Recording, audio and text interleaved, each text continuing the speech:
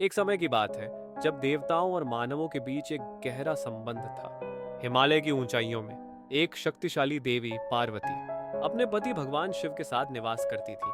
पार्वती की सुंदरता और समर्पण की चर्चा चारों ओर थी, लेकिन उनके दिल में एक गहरा दुख था। उन्हें अपने पति की अनदेखी और ध्यान की कमी महसूस होती थी, क्योंकि भगवान शिव ध्यान में लीन रहते थे।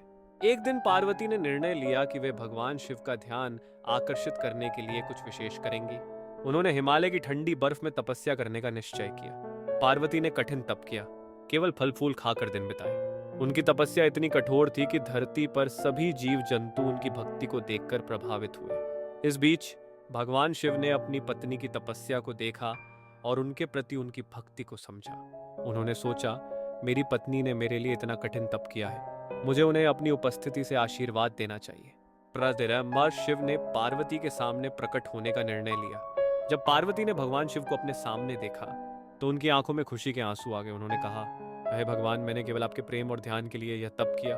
प्रातः भगवान शिव ने मुस्कुराते हुए कहा, पार्वती, तुम्हारी भक्ति ने मुझे प्रभावित किया है। मैं तुम्हें हमेशा अपने हृदय में रखूंगा और तुम्हारे साथ रहूंगा। उस दिन से भगवान शिव और पार्वती का संबंध और भी गहरा हो गया। वे एक दूसरे के प्रति और भी समर्पित हो गए। पार्वती ने समझा कि सच्ची भक्ति और प्रेम में धैर्य और तपस्या का महत्व है।